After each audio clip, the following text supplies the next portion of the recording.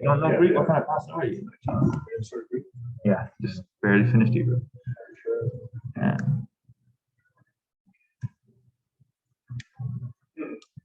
Okay, yeah, let's go. The passage? Chapter 1, verse 4.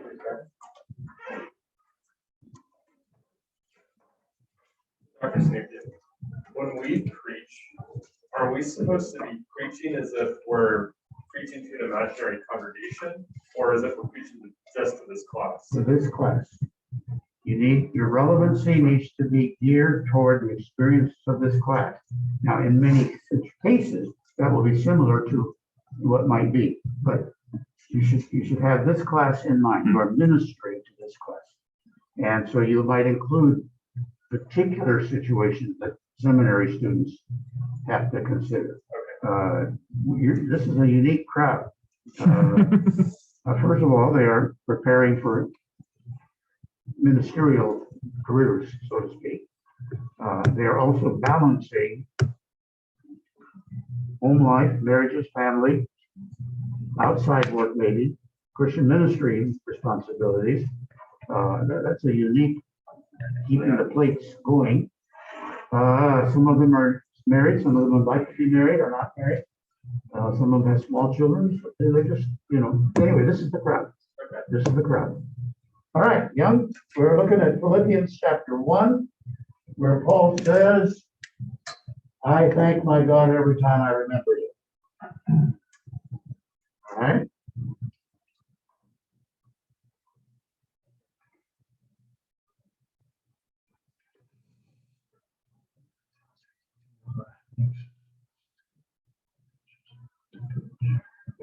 Okay, these are causes of anxiety.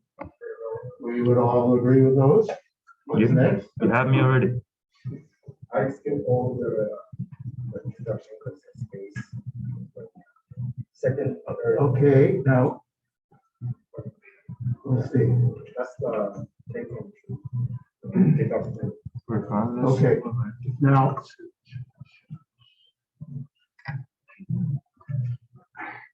if I look at that, it seems that you're saying, even though I am uncertain about difficult situations in my life, God is going to complete his good work in me. Is that what you're saying? Okay. Now, look at the text. Who is God going to, first of all, in the text, who is uncertain? Paul, right? Is that who you have as Paul? The uncertainty of life, is that Paul in the text?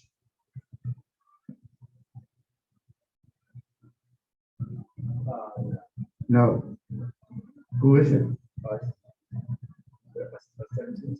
This what? What was the question again? What was the question again? Okay.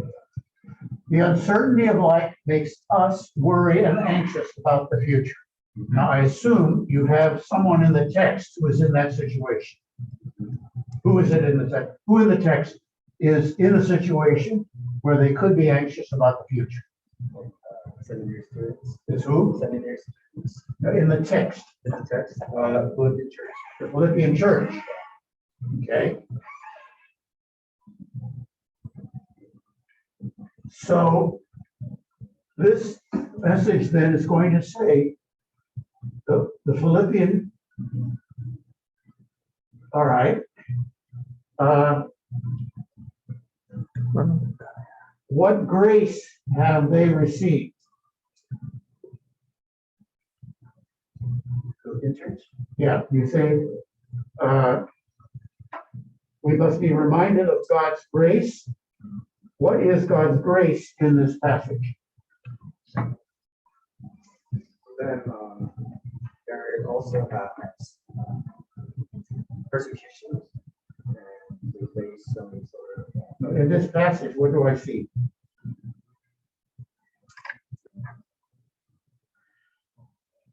partnership. Here's, if I look at this passage, it seems that Paul has received the grace, not the church. What is the grace that Paul has received? The financial gift. That's it. As a result of the grace that he has received, who does he expect will have a good work completed in them? The church. Somehow these are getting mixed together. Okay? Paul has received a grace, a financial contribution. This causes him to be very joyful in his prayers of remembrance. And it makes him confident that a good work will be done in them.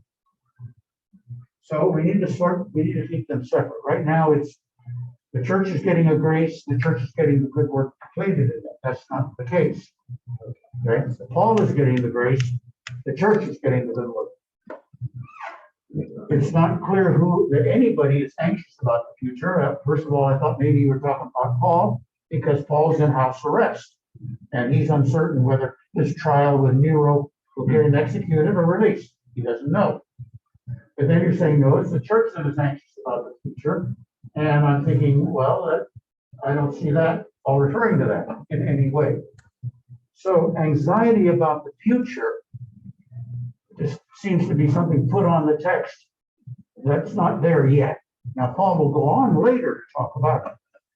So the flow of the text is, my joyful remembering of your financial grace to me has made me thankful, and it has given me confidence that that will happen. Okay, but maybe that's the way you want to organize that. Okay, and the application then is, what grace have these people received? What kindness have they received from others that makes them so thankful whenever they pray to God for the people who have done them such good? And how does that translate into a reciprocal, God, finish something good in their life for what they have done in my life? Okay, so sort that out, and you'll get a clearer. That's something that to talk about in the introduction. Is that what you're saying? Okay, you'll have So you're to. saying like to identify who is receiving the grace Paul is receiving the grace. in the introduction, right? In the introduction. Well, I don't know how. Maybe you would start off with talking about how we are indebted to certain people in our life. They have been kind to us. They have come through for us, whether it was money or emotional support or something. What is, if we think about them when we pray, what is our natural response? Okay. Today, we're going to see that Paul was in that exact situation. The church had been kind to him. They had done something for him that was very necessary. Okay. We're going to see what it was that they had done, and we're going to see what response he had, and we're going to discover that that's probably the response that we will have to the people who have been good to us. Okay. And then you'll develop that they gave a financial gift, and you'll talk about the partnership, and then you'll show that the response was twofold: of thanksgiving and a prayer for God to complete the good work or confidence. Okay. Yeah, once you sort that out, then you'll be able to put it together. Okay. All right, Arvin. Yeah, Yeah, it wasn't. yeah, The whole, yeah, the whole message has this uncertainty as to which crowd are we talking about for which thing. Yeah. Now, I think once you've seen in your own mind, then you'll be able to change the rest of the message appropriately. Yeah, I didn't want to look at the rest of it because it would just show the same thing. Okay, Arvin? Philippians 2, verses 1 through All right, we're in the same book of Philippians. Oh, see, is it a series? Someone's doing 5 to 7, so if I could spot right. Yeah. Is that Philippians 2, where? First 4 verses of Philippians 2. 1 through 1. Okay, thanks.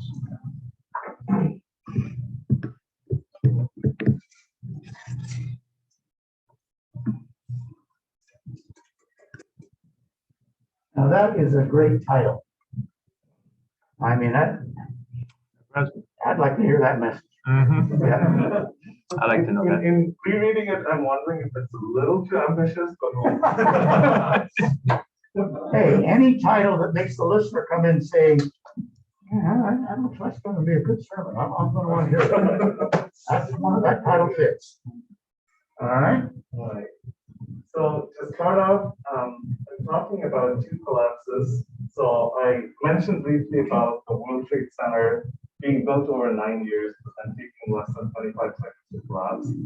And then I talk about similarly a decade later in Seattle, Mars Hill Church, which at the peak had over 21,000 attendees at the Easter service, collapsed just 20 months later, with everyone going separate directions.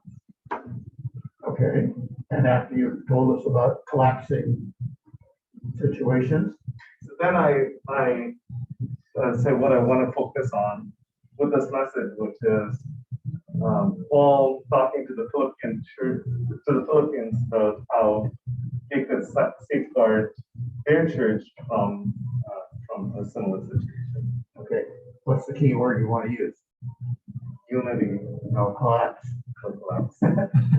Or you could, Well, yeah, because of where it's going next. yeah, or being torn.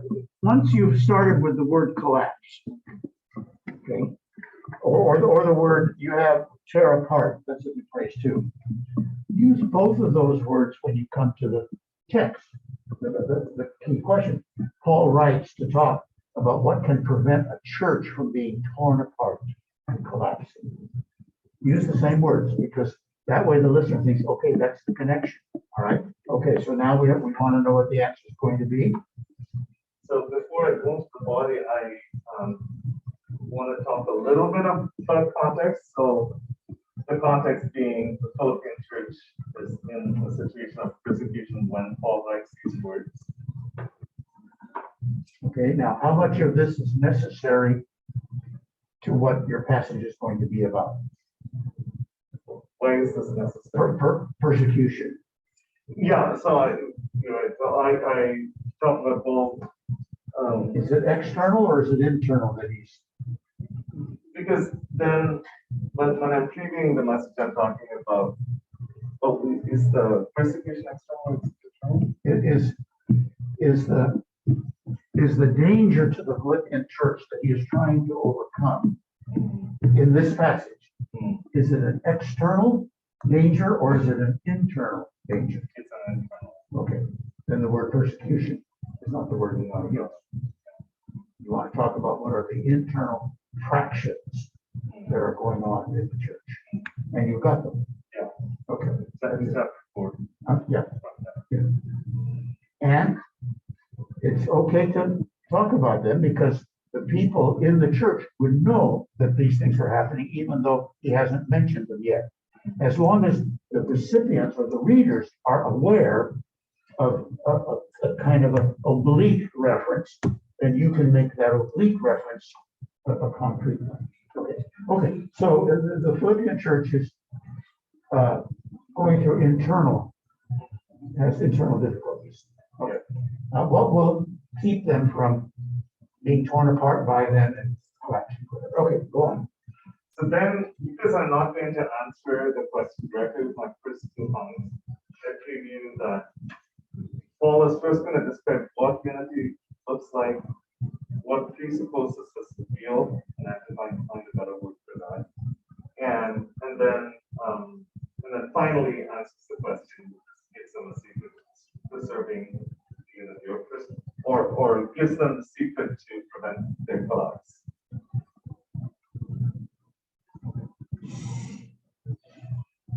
Okay. Now, you want to make your first preview deductive.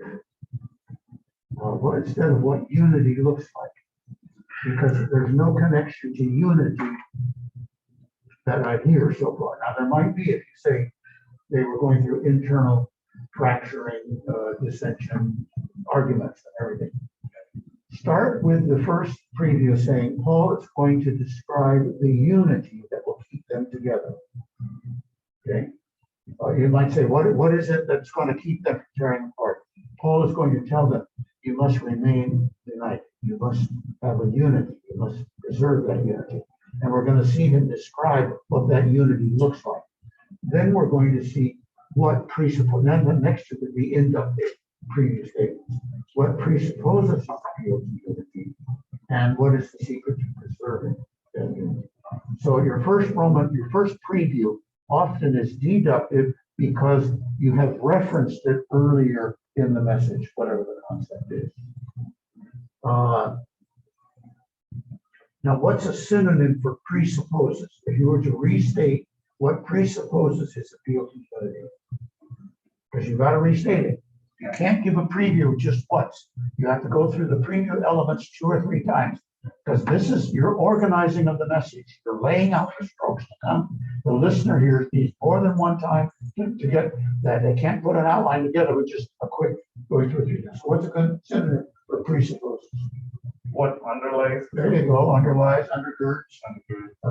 On what basis can he appeal to the, all those are good words. Those are the kinds of synonyms you've got to come up with as you're creating your restatements. Okay, that's good. Would you ever say presuppose in a sermon, or is that too? It's a little bit of an academic word.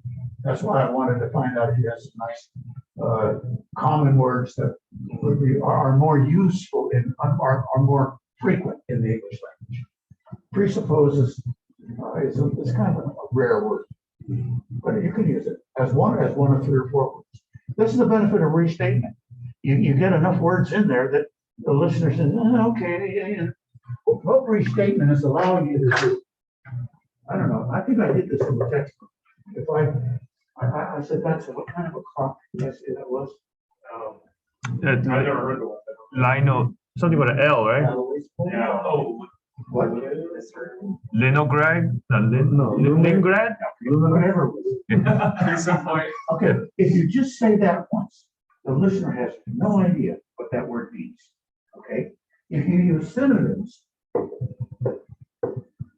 they line it up and they know what it means.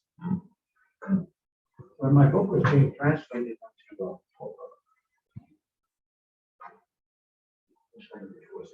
Romania, the translator said he looked everywhere for what that word meant.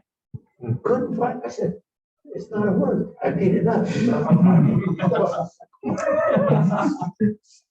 Oh, okay. And I had to have a word where nobody would know what the meaning was. So I made a lumago. That's it. Lumago. Yes. And that's the benefit of synonyms. So if I don't know what presuppose means, undergirding, underlying basis, yeah, go ahead. I got it. All right. What's next? So then I announce the passage and then I get it to my 3 comments. All right, so your first point is going to be, Paul says that the thing that will keep them from being torn apart is that they are like-minded and united. And he will describe that. Okay, so the language of safeguarding has to move in. The thing that will safeguard there, okay, that key word up there, how to safeguard. The thing that will safeguard it is unity. Okay, whatever words are used in the introduction, that will rain down through the body of the message. So the listeners hear these things. Okay. Then legacy is again one of those, you're too smart for your own good. We're not as smart as you, man. We're not as smart as you. You gotta use some fluent. Yeah. Again, go back to use the same words. Paul will then talk about what is the basis for his confidence that they can have. We'll talk about what it occurs. All the language that you use in the to restate the preview is the same language that uses when you get into it. Okay. Now your flow is really great. And you exactly captured the concept of the text.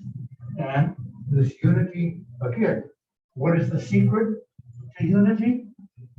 The secret to unity is reacting. Okay, same language all the way down. And the listeners says, "Oh yeah, you said that 10 minutes ago that you were going to talk about a secret, and now you've gotten to it in the text."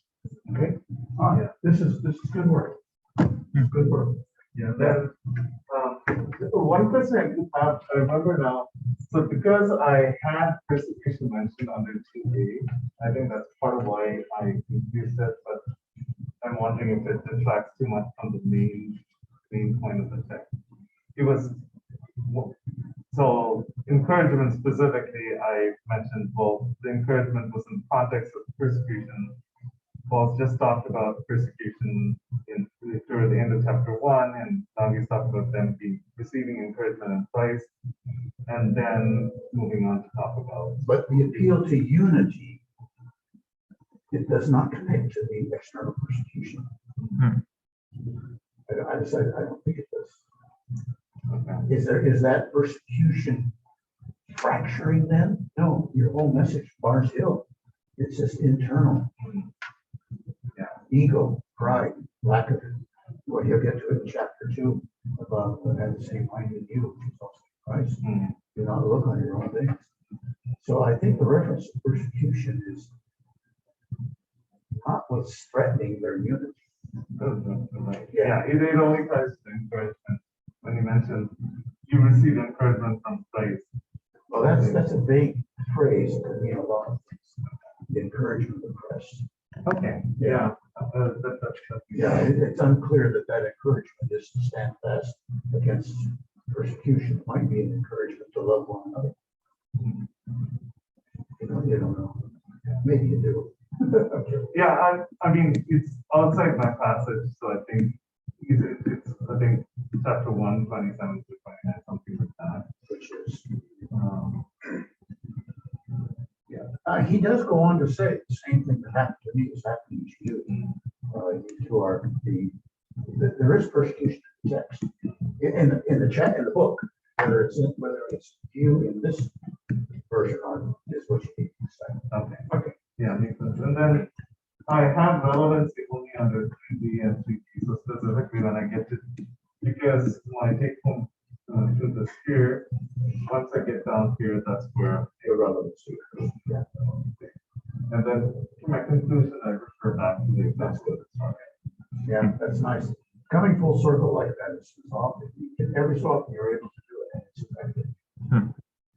Can I piggyback off his thoughts about persecution? Huh? Can I piggyback? So my own research made me come to the conclusion that like he's enduring it for the sake of the gospel, right? Like I can go through this because all these things are happening to me, but the gospel is getting spread, Victoria Yard, all those things. So then is it necessary within that context to add like humility towards one another for the sake of the gospel, not necessarily? Okay. The point is for the sake of unity in the church, which is what he's focusing on. So just keep chiseling it down. All right, thank you. All right, Eric.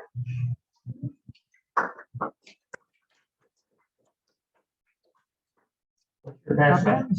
Colossians 1, verses 21 to 23. It took me a while to figure that out. Yeah, that was a Freudian slip on my end right there. I don't know why I put Ephesians. I'm searching all over Ephesians. Where is he getting this from? But you figured out Colossians? He's got big title, Ephesians 1, 21 to 23. What's funny is the document is Colossians, it says Colossians on there, but I was probably looking at Ephesians earlier. All right, verses 21 to 23 in the first chapter of Colossians.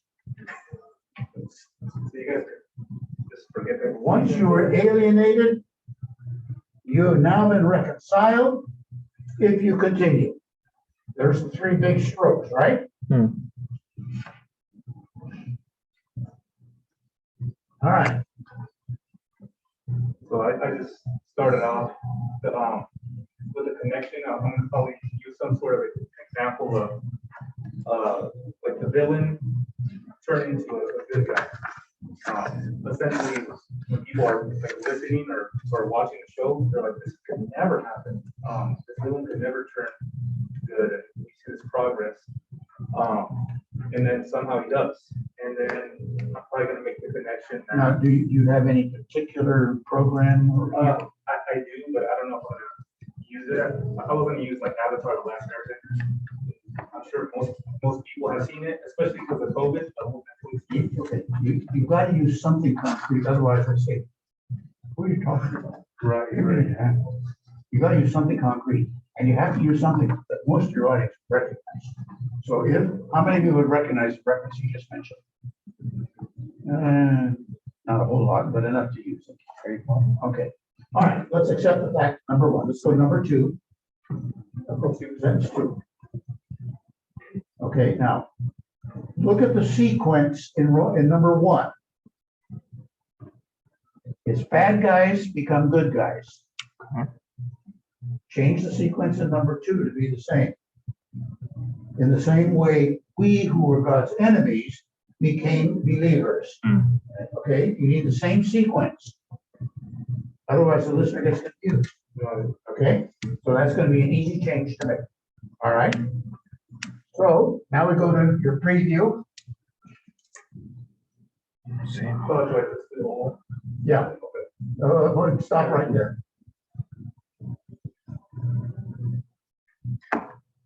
Okay.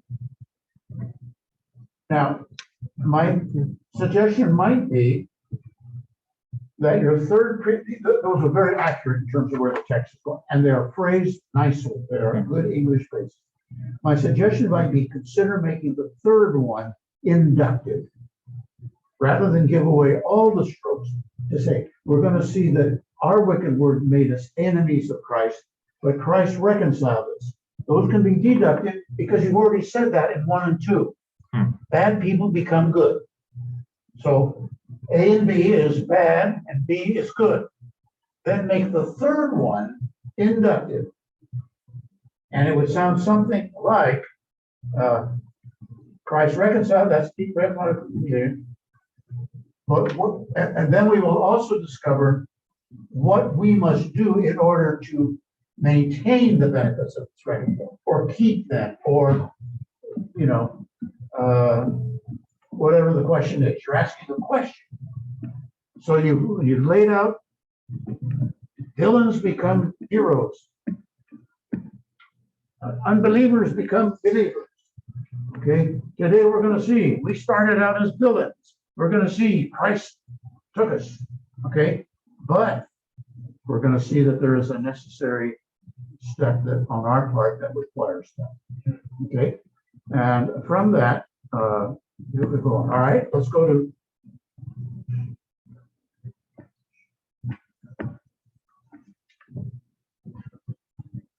I try to fit in everything. Just one page, by the way.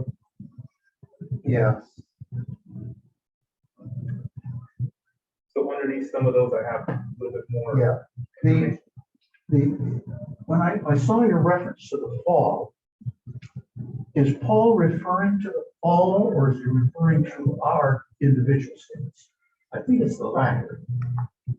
I guess I got the fall from the previous verses when he kind of talks about the image of God having become creation, or having not creation, having to become flesh for man in order to redeem creation as a whole. In him, all things have been reconciled to himself. Where are you? So like the first Colossians 1, I think it's like 17 through 19, or 19 actually. Where is it at? 19 and 20. Like where in Christ all the fullness is dwell, and then he's going to reconcile all things to himself, whether things on earth or things in heaven, having made peace through the blood of his cross. Yeah. All right. Let me just have you think about in your passage. What is it that alienated me from God? It was not the fall. I mean, I did do that, but that's not what he says. He says it's your wicked works that alienated you from God. You're alienated in your mind because of your evil behavior. So he seems to be jumping from the fall into concrete sins on our part. And those are the ones that now are Christ's physical death is going to atone for my sins. He's also going to restore the fall, but in your passage, it's the atoning for wicked people. So you might consider taking the fall out of there. All right, now and then number 2 follows, we are saved and redeemed from our evil behavior. And so that's good, okay? Now, when you come to point 3,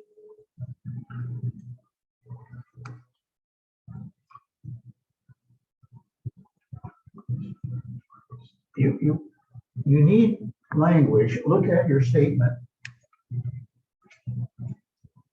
What are your statement and conclusion to?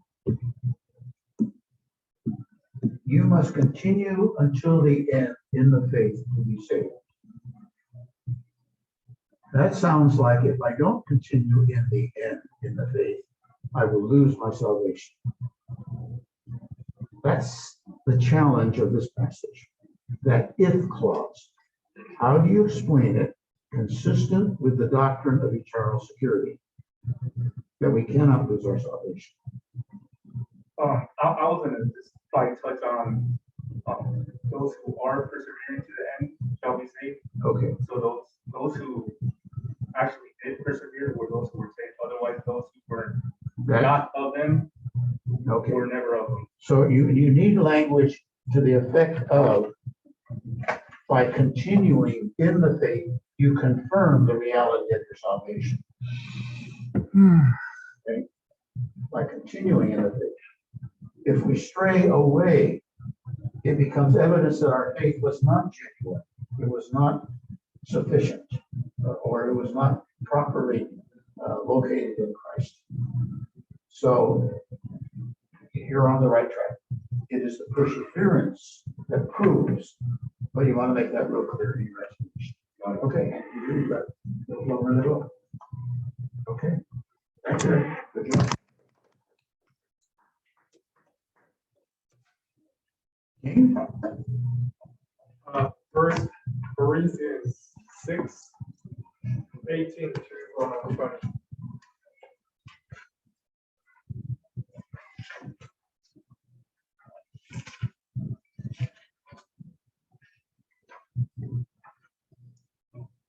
All right, this is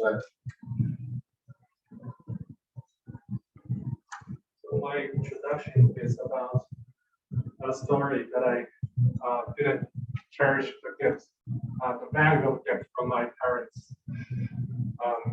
So it's basically about I received a gift from my father, and I didn't cherish the gift because I didn't realize the value of the gift is coming from who is that gift coming from, and who that gift is attached to, and how I treat it. So that's the story I want to. yeah, okay. Now, the word gift does not appear in your text. Right. Nor is it apparent that there is a gift in your text. The value, the concept of valuing is good, but maybe can you still tell the story, but change the language to say, I did not value something that I had. Now you're on target with the text. I have a body. I did not value it as I should have. But don't make it a gift. Just make it, I did not value something I had. Okay. The next part. So that would change, then would scratch out A. Our bodies are not precious gifts. You would instead start with B. Change to like value. Gifts. If we're gonna take gift out of, Oh yeah. here, we're gonna take it out of here. I didn't cherish the value of something I had. Okay? Now, I want us to see today that we have something that has value. Our bodies have value. And I would make it inductive. I would make it, I want us to see what value or why our bodies have value. Make it inductive. Don't give it away. And then to say, I want us to see how we value our bodies. So we've got two questions. What is the value that we have? And how do I recognize or honor that value? Okay. Now, you can probably notice the jump from to Roman numeral 1. The language of Roman numeral 1 has nothing to do with the wording. There's no word in connection to what was gone earlier. Okay. So what you may do is start with, in an introduction, you may talk about, I did not value something that I had, and I want us to see that our bodies have value. We have something, bodies have value. Okay, our bodies have value. And then your preview is, why do our bodies have value? And how do we honor that value? Okay, so that's your first question, and this is your second question. Both of them are inductive. Okay, now I have this for you. Okay. Now, the reason our bodies have value, and what is the reason? Got a whole bunch of good reasons. They are the temple, the Spirit dwells within them. What else? Whatever. Huh? Yeah, thought is price. It's on the second. See. Let me look at the, let me say the text for verse 18.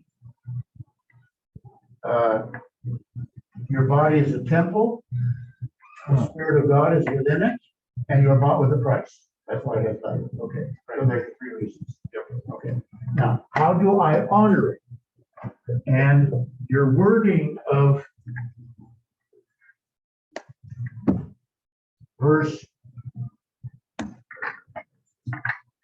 the beginning of verse 18 and the last of verse 20 are saying the same thing. Okay, flee immorality, honor God with your body. Okay.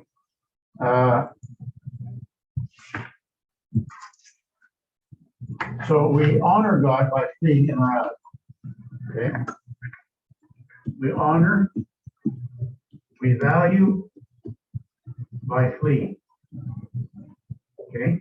Now the reason why we need to flee is, and here is your sin against, it is pollution. Okay. It is polluting. It is polluting the body in which the presence of God is polluting the temple of God. We need to flee it. Okay. Then you need to talk about how this God needs to be.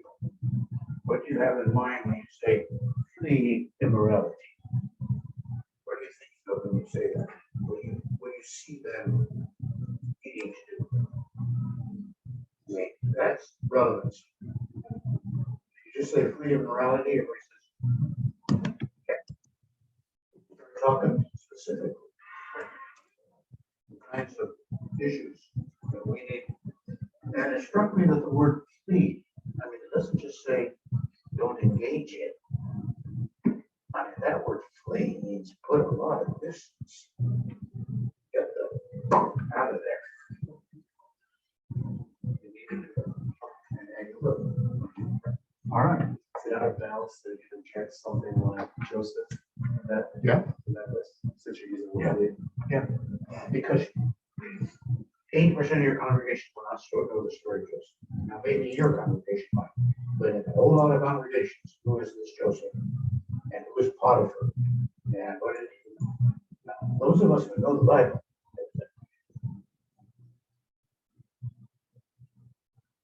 it's going to be unlikely that in my office, somebody's going to grab my coat and say, let's go to a motel after church after work today. Maybe I have to go, but you don't need to refer to Joseph to do that. Okay? You can just talk about a contemporary office situation where somebody is trying to get you to wife, you're having to work late, and let's stop at a hotel for 40 minutes. 2 hours. Because a large portion of the sermon is about sexual morality, does that language need to show up in the It's in the question, how do we honor? It really doesn't have to show up there. Isn't the question though, it's how do we dishonor our body? Well, Dishonor sexual morality. Yeah, but we honor it by faith. Oh, okay. Yeah. We honor our bodies. We honor the presence of God in our bodies. Okay. By fleeing sexual morality. So it's not a sermon about sexual morality, it's a sermon about our bodies and how to use them in an honoring way. So that's why you don't need to use that specific language in your PQ. No, we don't have to. Okay. Because it's the answer to the question. It is the major point of the message. Flee immorality, because your body is so valuable in terms of being purchased and the temple in which God dwells, and you'll pollute it. So don't do it. It's the imperative. Okay. And that's why it shows up down here. Here's the imperative. Here's the truth. Now here's the response based on that truth and honor. But the immorality is sexual. So Yes. every example will be Sexual. sexual. Yeah. Yeah. It's not Flee sexual immorality. general. There's what is there about sexual immorality that pollutes the body? I mean, he makes that statement, but why is that the case? What all other sins, he says, are outside the body. Is that what he says? Yeah. But this one pollutes the body. Now, why is this one polluting the body, but stealing is not? Murder is not. Lying is not. Sexual immorality pollutes your body. If you can come up with some explanation of that, we'll all be very grateful. I'm not exactly sure, actually. Is it sin against the body? Does that mean because it sins against another human being? Sins against another human being. That's why it's like a different sin. Oh, I don't know. That's an intriguing thought.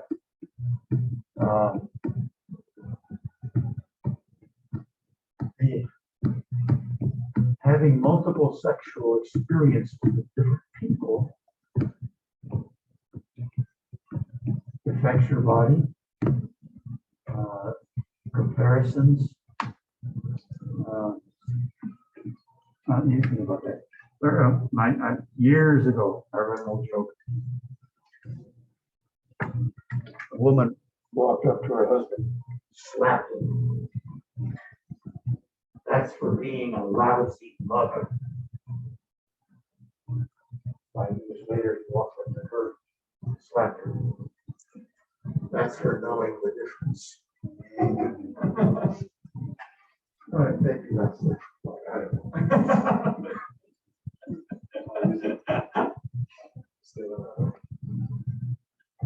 Yeah, it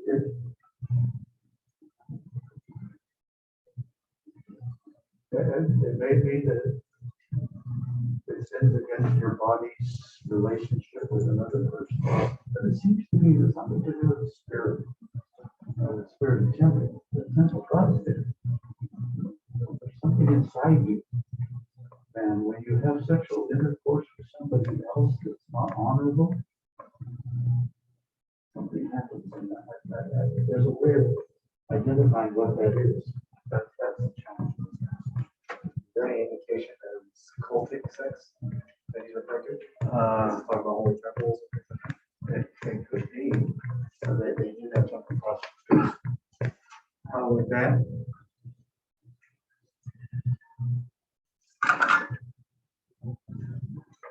If he was doing it in the temple, that's a sin against the real temple.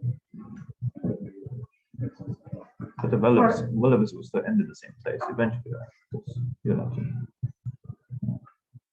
Okay, all right. For those of you who did it, hold up here. Whatever matter. All right, take a break. Come back with the big hands on the 7, and we're gonna go through the manuscripts, and we're gonna point out the clarity issues. Oral clarity is immediately. Okay, and you use restatement for Roman numerals, you use it for previews, you use it for transitions, anything that is structural, that gives the listener the idea of how this thing's progressing, anything that highlights important content, concepts, all of it needs to be said immediately.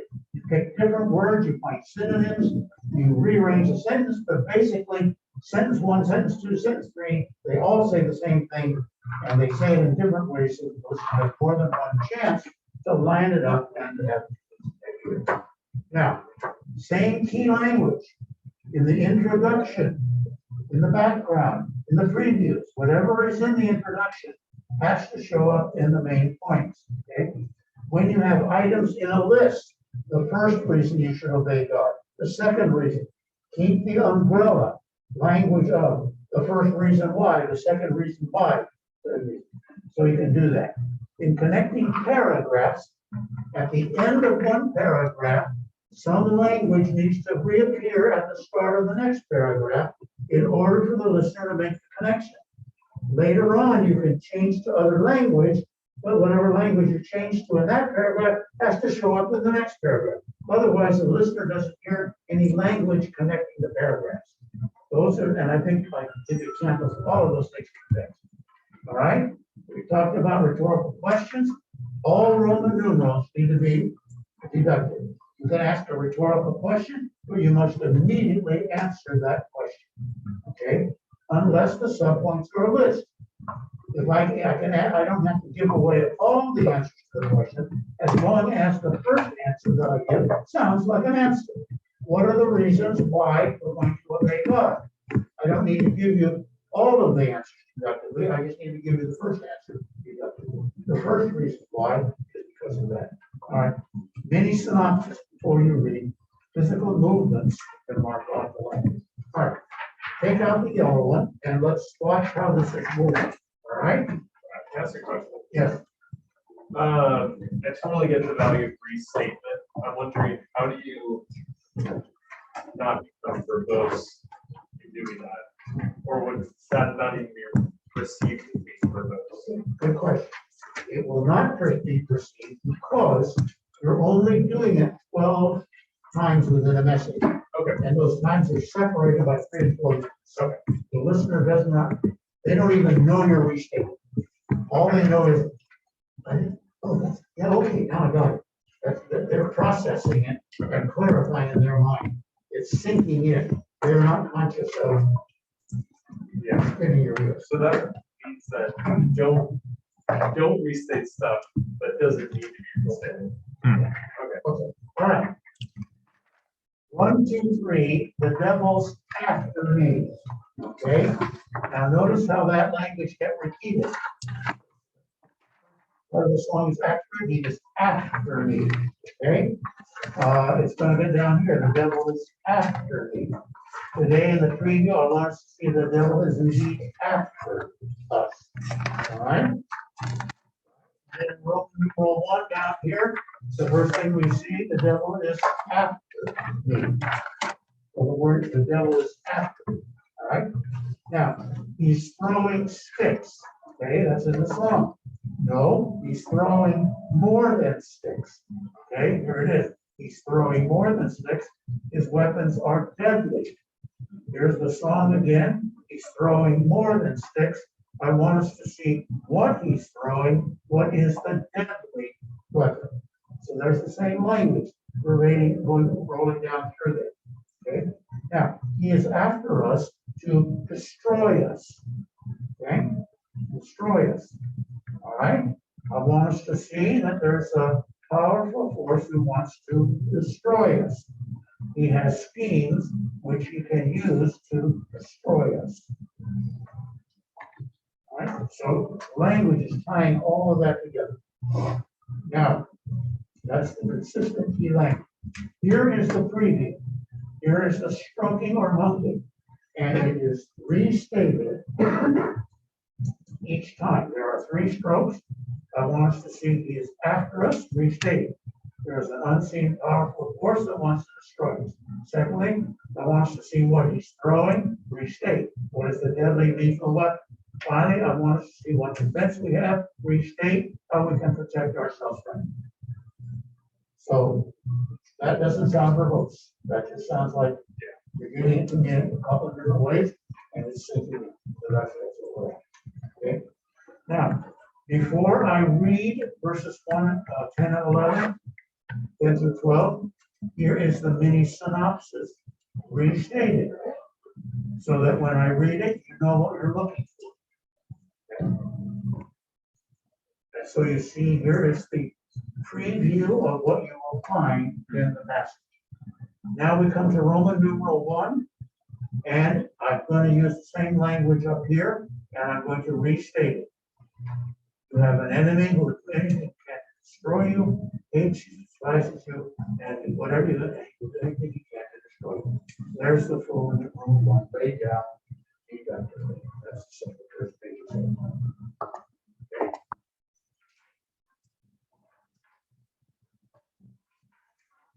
Next page. We're talking about his hatred, his opposition, desire to destroy. His intent, here's a summary. His intent is to destroy you. There is the same keyword. Now, transition into the next point, which is his power. His ability is beyond comprehension. His ability to make that happen is unbelievable. His power is absolutely incredible.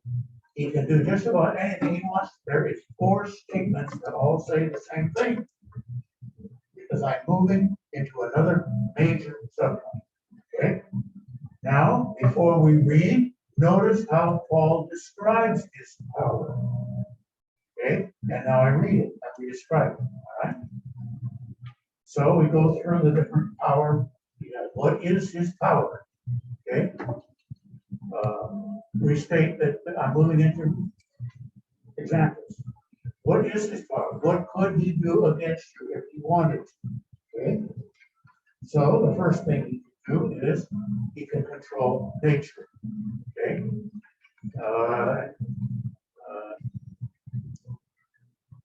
The forces of nature against you is kind of a summary of that. And that phrase will be repeated after what I'm going to describe that. Now, he can also use his power to physically affect the bodies. And that will be restated. Okay? If he restate, if he thought he would get after you, he would go after your body, what he wants to do. So there's every time I come to a new concept, I can take enough time to lay it down so they have. Now,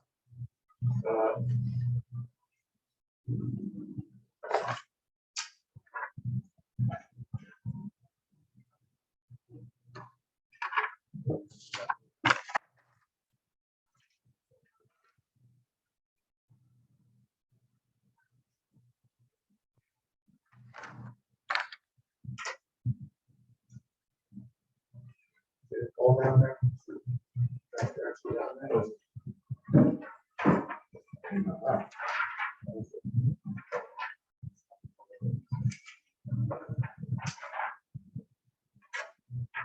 All right.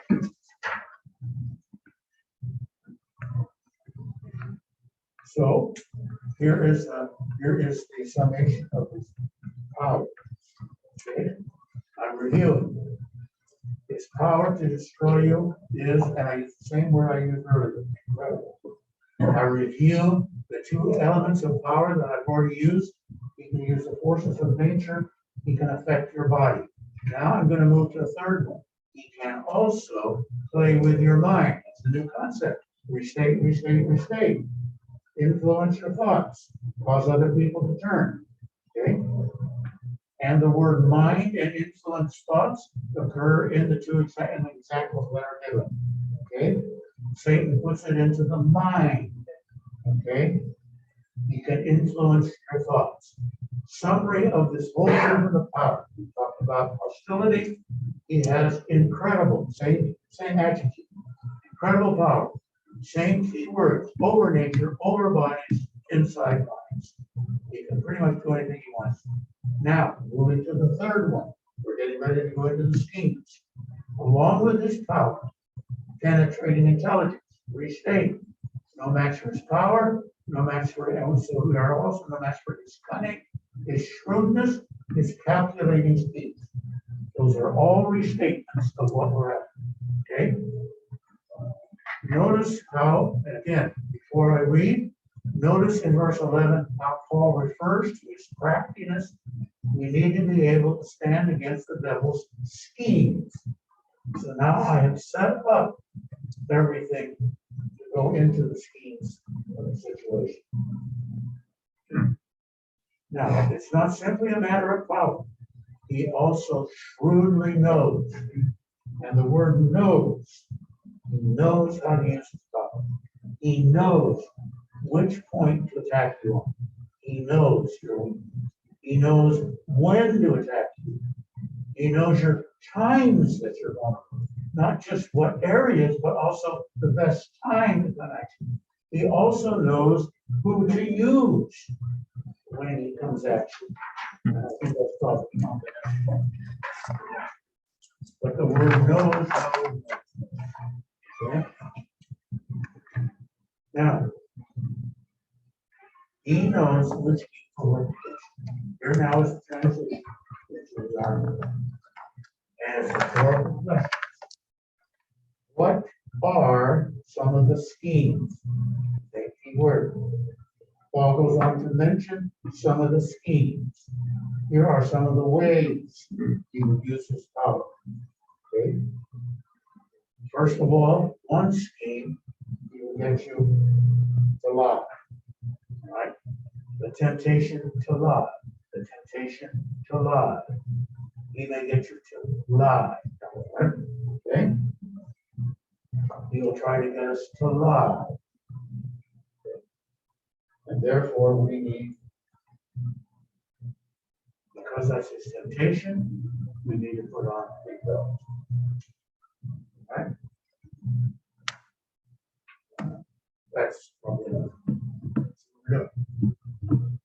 Restating, consistently using the same language, so the listener is putting. All right, let's take out the Joshua one. Are we allowed to organize our manuscript in a way where we recognize for all rehearsal? Like we need to see it this way, so I would know like, oh, here's my transition. You can write your manuscript however you want. Even the way we turn it in. So, Yeah. I mean, I'll go however you work this. Not just, green and blue and yellow highlighting. That's what you do. I'll be more interested in tracking where the concepts are. Don't depend on the highlighting or on a Roman or on outline surface. They don't reveal clarity to us based on you. But I need to see the wording in the listener's point. That's what I'm looking for.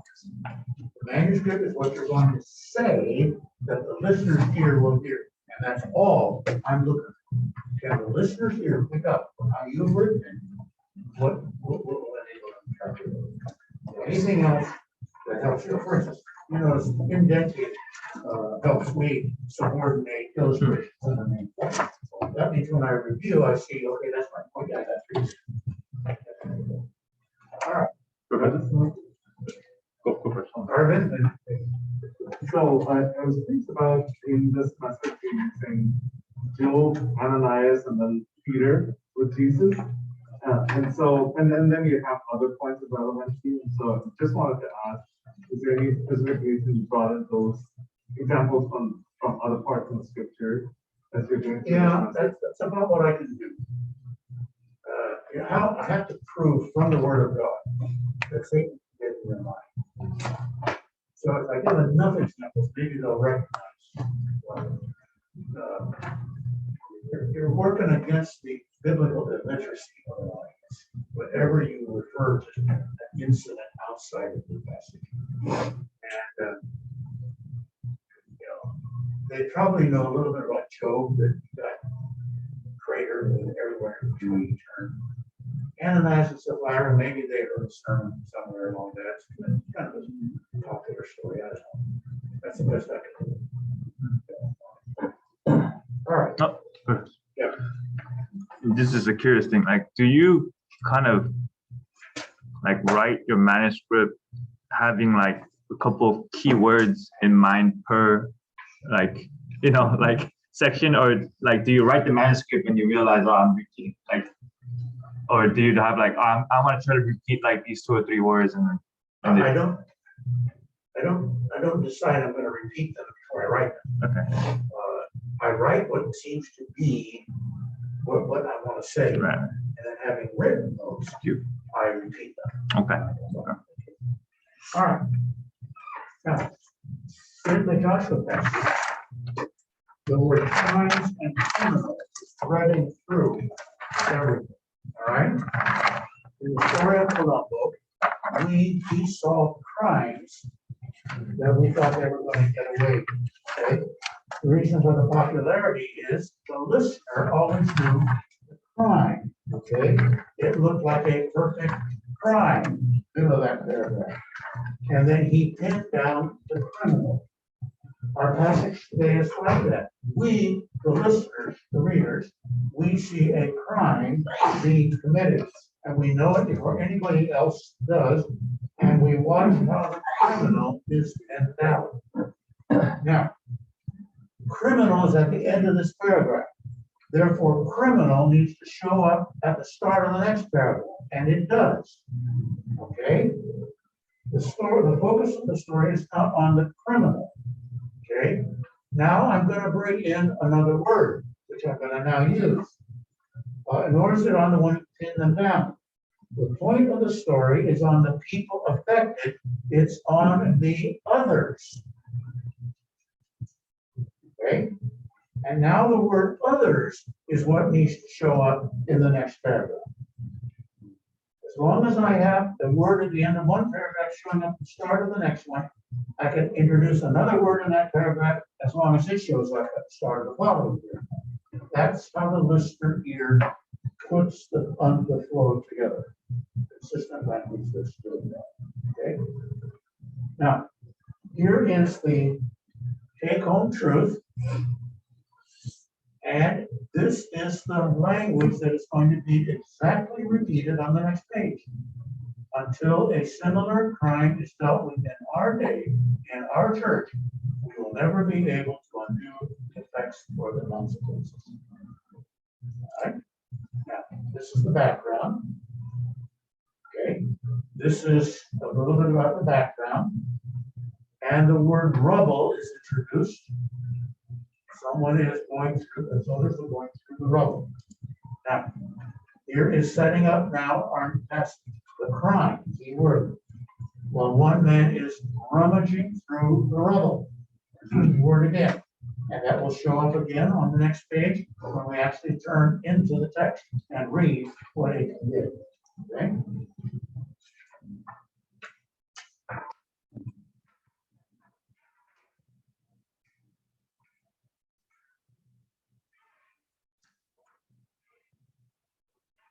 Here's a summary of the introduction.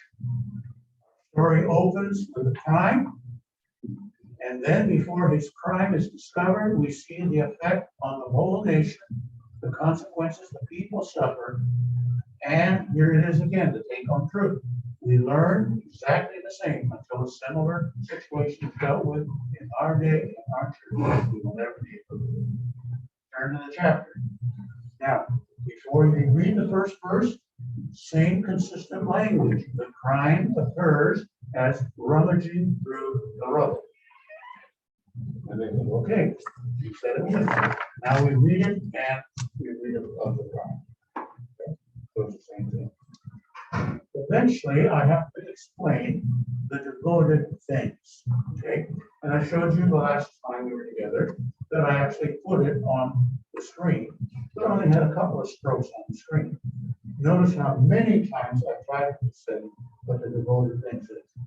Something totally given to God, placed off limits for personal use. dedicated to it, offered forever, is exclusive forever, no longer to be. I must have 5 or 6 different ways of identifying what the vote is. They've got to grab that concept, it's critical to the whole thing. And in fact, now after I show that this is something they were already familiar with, I get down to here and I say, whatever it is, whether it's a person or animal or whatever, it is something voted off limits is.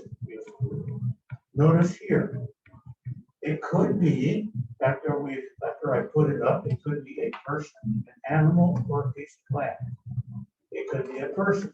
It could be a person, it could be an animal, it could be a piece of land. Always using the same language. Okay? Orally, that's all the listener here has to go. So we're doing that. All right, that's probably enough. Okay. Let's go to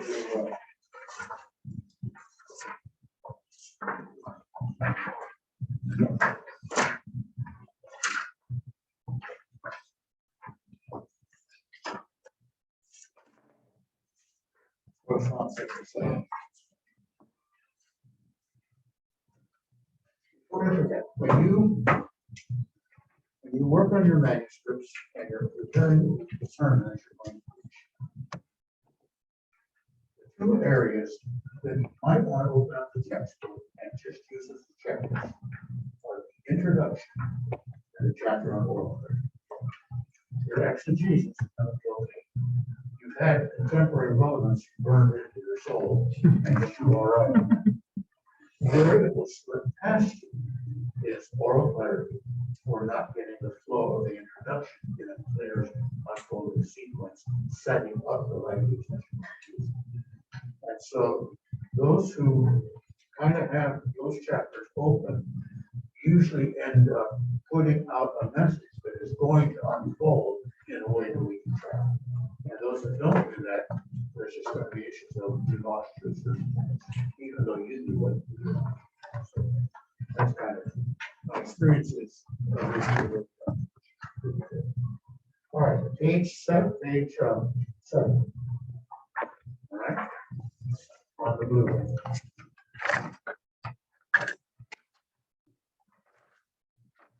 Setting up.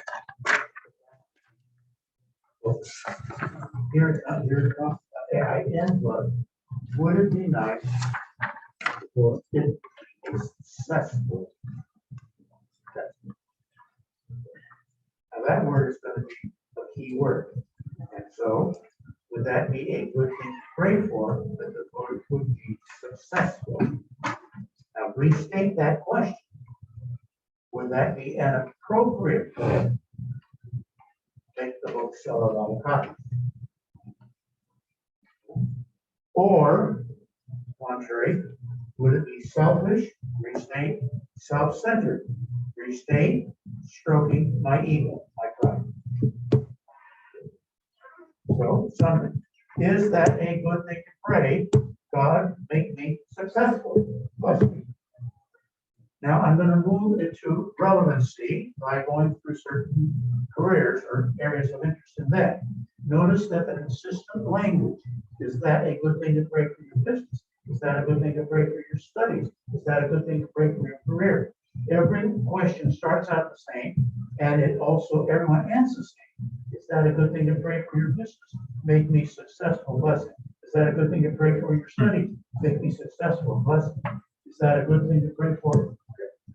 So I'm packaging language, similar language, around all of those together. Okay. At the end of going through all of theirs, we summarize with the same language. It's the review of make me successful. And then we ask the same question, and the language is exactly the same as on the previous page. So this is penetrate. Is that appropriate? Is that spiritually valid? Or is it mostly self-centered? Okay. Now here is the preview. And notice the extensive restatement. We're going to look at today. we're gonna see God's people praying, make us successful, make us rich, wealthy, prosperous, harvest, crops. We're gonna see them praying, and we're gonna see it's appropriate. It's okay. Bless me, make me successful. And secondly, we're going to discover the motive. Same key word, I use the motive. The word worthy has been used. The word legitimate has been used. The desire that would make it pleasing to God. It would lead him to answer 4 or 5 restatements. Okay? So let's turn to our passage. And again, summarizing, we're going to see them praying, and we're going to discover the motive. How they kind of have all the help they need to get that locked in. So turn to the Psalm, give them time to play. All right, I'm going to lay out the passage structure. And that means that we're going to see the people praying at the beginning and at the end. Okay, and before we read, I'm setting up what they're going to find in the reading. They'll ask for a blessing at the start and expect it to come at the end. Okay, they've got this on the screen in front of them. So we want to start at the top and the bottom of our structure, and it will look like this. So let's first of all look for the prayer for blessing in verse 1 and in verse 6. Verse 1 is the prayer for blessing. All right, I'm telling them in advance before we read what they can expect to find in the reading. And so we read it, and they discover on page 9 that God is going to. Now I want to take them to verse 6, and I tell them again before I read verse 6, the parallel section at the end, verse 6, makes it quite clear. They're asking for money. They're asking for wealth, riches, abundant harvest. They expect that God will have an unbelievable deal of grace. All of those words are what I used earlier. All of the words are what I used earlier. And then I read the text. All right, here's the summary that says they prayed. It's okay to pray. There's the worthy prayer. The worthy prayer. Make me successful. Bless me. Now, transition. What would be the proper motive? Okay, I already asked it earlier, but I'm saying it again, and I'm restating. What would be the worthy, legitimate reason? What would be the wonderful motive or reason given? So the wonderful motive or reason is given in the matching sections, and it shows up on the screen. But before we read, I restated whatever they see on the screen. The reason we want God to bless us is so that others will know what kind of God He is. The motive behind the prayer is so that others will see that He's a good God to be drawn to. That's the motive for our prayer. God bless me so that others will be drawn. There is 3 restatements of the right motive. Let's look again at verses 1 and 2 to see how this motive follows the prayer. Okay, and we read verse 2, and then we drop down to verse 7, and I tell them in advance we'll see the same thing in verse 7. And on the next page, there's the summary. God bless the vision or motive, so God will bless us. So the answer here, God bless me, so we will be blessed. And then after that, I go to the eternal part of the song. Okay? So again, a lot of restatements on the preview, a lot of words to be used, words that were used a page earlier, used again, and the listeners get tracks with them.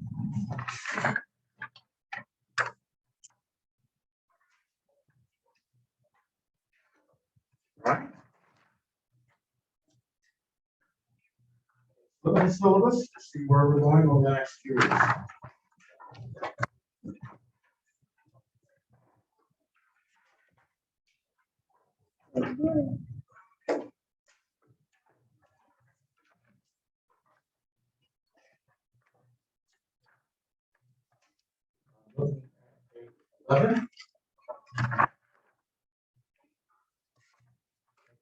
Spring break.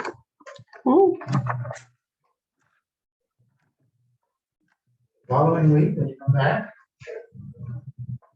Quick as a wink and a snail's pace will be the DVD that I will play.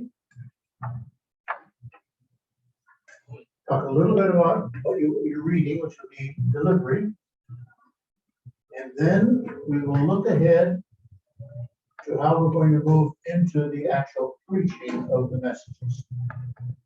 I'll give you a chance to ask any questions, I'll give suggestions. Some of you will give feedback to others in the class. We'll rotate who does that. And I'll show you how we will use the feedback and go through the sheet that will be useful to you and provide feedback. And basically, we're just orienting ourselves for the following week and making it real clear. I spent time with Dr. Cash today, and we can record your messages, and I can give you voice over while we're recording, and we can send it to your computer. Okay. The best way for you to do that is to bring a flash stick and put it in. I'll put it in, and you'll take it home with you right now. If you forget a flash stick, I have a backup, but it requires me to go to my office and do some mechanics with the computer and go onto the cloud, and it's a little complicated. I'm prepared to do it because I want you to get the feedback. But if you bring a flash stick, you're home free. Okay. Okay. And then once you have preached, then you go home. Okay. Within a day or two, I will work with your manuscript, and I will do the same thing on your manuscript now that I've done your outline. I'll type it in nice red little comments. Okay. This was great. This is good. Thanks for doing this. You might consider whatever. Even though you have a flash stick or may have gotten my cloud copy to you, don't look at yourself until my manuscript comes back to you. Okay. Now there's benefits to that, a couple of benefits. Number one, you need a little distance between preaching and looking. Okay. If you look the same day you preach or even the next day, it's too soon and you will be too hard on yourself. You will say, there, I knew it right there. I knew it right there. We didn't notice a thing. We didn't notice it. And it will be so fresh in your mind, you won't see what we did see that we couldn't figure out because it's still clear in your mind. You need a little bit of a distance. Okay. So that distance is important. Secondly, my manuscript with its notes back to you will be helpful as you look at it. It will guide you to see certain things that you might not have seen, and you'll say, oh yeah, okay. So wait until I get back to you, and I will get it back to you within 2 or 3 days. Okay. Then after you've looked at yourself, then you have a video report that you can send back to me. You can email it back, or you can bring it to class the next day. That's kind of where we're going over the next 2 weeks. Any questions about what you're saying? The days that we're preaching, how would the format be? Would it be like we just go up? Are you in class? That's what I would do when I talk about it. Says being comfortable with how to proceed. I'll go through all of that. Oh. Yeah. I'll tell you how we'll set it up on the board, what you'll do, and how much time you'll allow. Can you remind me how much we're penalized